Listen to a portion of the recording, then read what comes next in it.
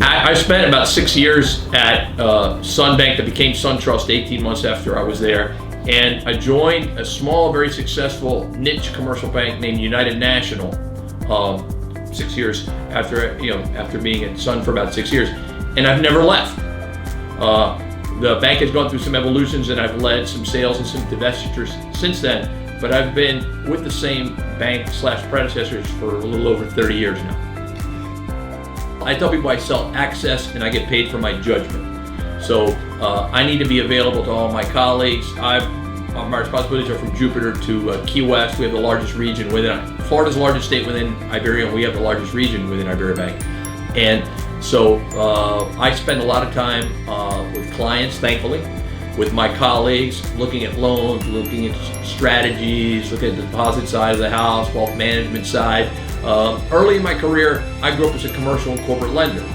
So I'd have to dive more directly into things. So I got to see particularly the lending side of the bank. As I evolved in my career, I never strayed too far from lending, but I have a greater appreciation today, and over the last 20 years, I've been essentially a CEO president for over 20 years. I have a greater picture of the overall bank and how it fits into the community.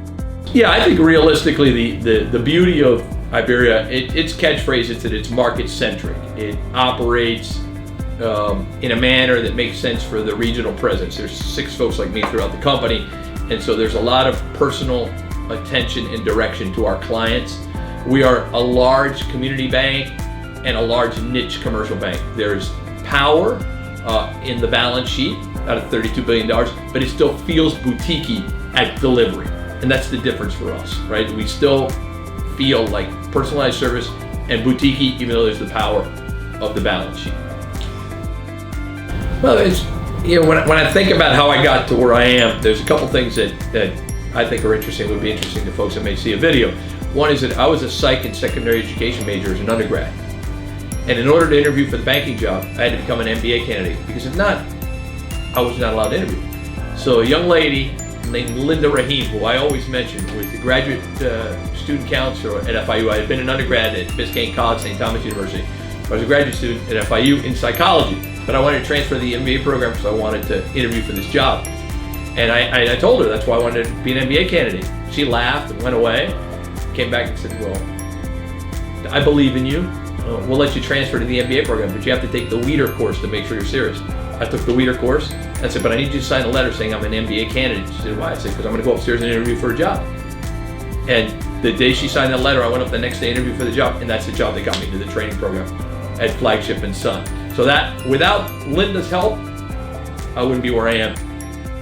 Knowing that we were going to talk, I was thinking about bumps in the road that I've hit in my career. The truth is, according to me, there have been none that are worthy of mentioning in polite company, right? It's actually gone well. I've been very fortunate. I've been surrounded by a lot of wonderful people. I work with high quality individuals who are very talented and are good people, and that's made the lows not be that low.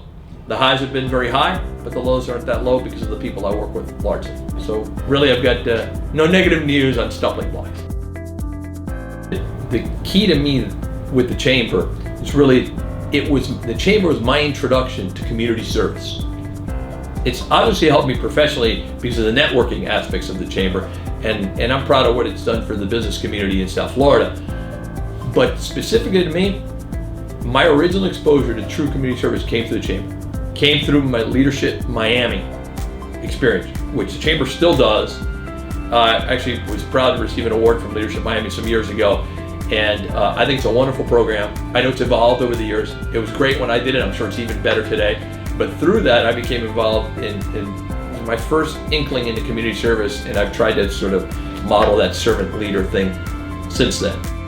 I get asked at times, what advice did you give your kids as they've been growing up, Mario? And I'm sure my son, if he gets a chance to see this, will roll his eyes hugely. But I try to tell him to be a gentleman in everything he does. Now we tell my daughter to be a lady, and usually the test is, if you're not sure whether you're going to do something or not, or whether you should do something or not, ask yourself, would a gentleman do this? Would a lady do this? If the answer is yes, that's what a gentleman would do, then chances are you're okay. If you're not sure, don't do it.